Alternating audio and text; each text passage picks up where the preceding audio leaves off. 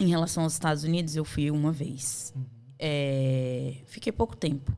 Mas a minha maior relação é com a França.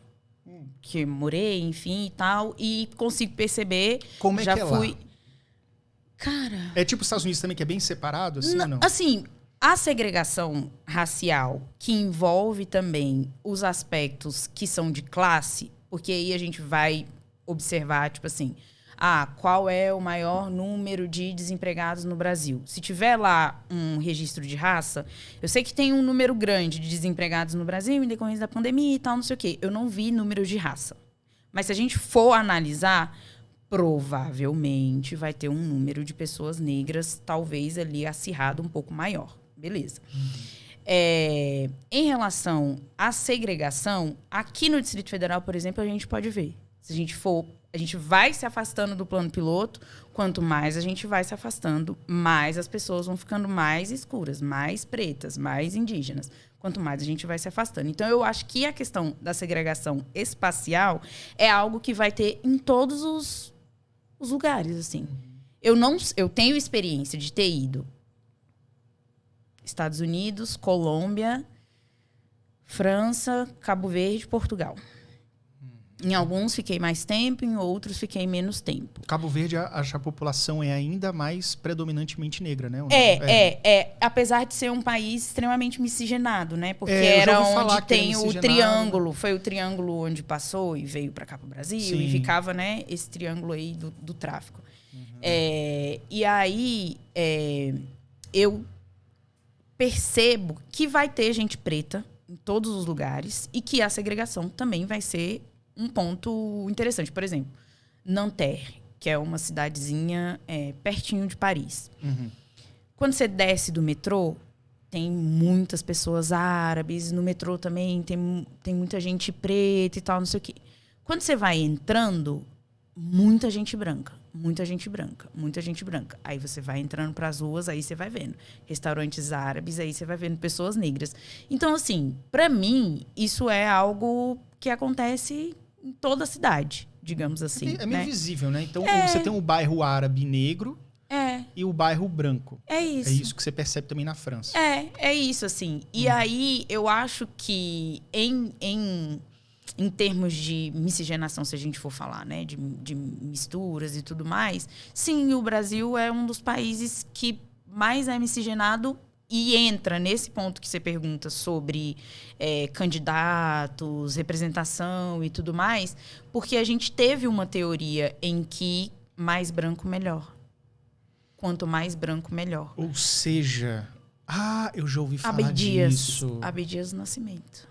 Ou seja, então teve um movimento forçado de clareamento da população negra. Isso rolou por muitos séculos. Exatamente. E quando não era o processo de clareamento, era de impedimento de acesso a algumas políticas públicas. Então, por exemplo, uma coisa que eu pesquisei para o meu mestrado. Tinha um decreto, eu não lembro o número, eu não lembro o índice. A pessoa procura no Google aí. Exatamente. Gente, eu não lembro o número, o índice. Eu não lembro mais nada. A única coisa que eu lembro, se você perguntar, falar assim... foram 89 meninas inscritas esse ano no Elas na Escola. E a gente atende 40 meninas. São os únicos números que eu lembro. Esses são os números que eu tô lembrando agora. Mas... Esse decreto que eu estava falando em relação ao estudo que eu fiz no mestrado, né? Quando, enfim, o Brasil foi aí sendo construído e tudo mais, e trouxe a força de trabalho das pessoas negras que foram escravizadas, beleza. Como foi na América toda, né? Mas, exatamente. Aí acontece um momento que não, então vamos aqui, Lei Áurea. Tá bom, então aqui, liberdade, beleza. Só que nesse momento da tal liberdade, tinham outros decretos escamoteados por trás. Como foi isso? Este decreto específico em relação à educação, que eu não vou lembrar número, não vou lembrar nada, 1800, gente, procurei. Qualquer coisa pode olhar minha dissertação. Mas o ano foi 1800 mesmo?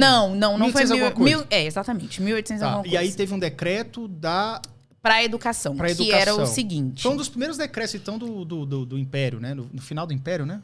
Aí, já tá vendo. A gente já tá na República, já tem 200 anos de República já, né? Ih, gente. Eu tá vendo? É isso, é número, vocês não perguntem. Aí, esse decreto tinha o seguinte: todo mundo pode estudar. Maravilha. Mas quem é todo mundo? Aí vinha listado. Quem pode estudar? Então tinha isso, né? Era todo mundo com asterisco, né? Exatamente. Era mas todo mundo quem? Pessoas com propriedade. Pronto. Já acabou com todo mundo que foi escravizado. Não tinha propriedade. Que propriedade? Pronto, já acabou. Mas aí para fazer sangrar mais ainda, aí coloca pessoas com propriedade. Pessoas vacinadas.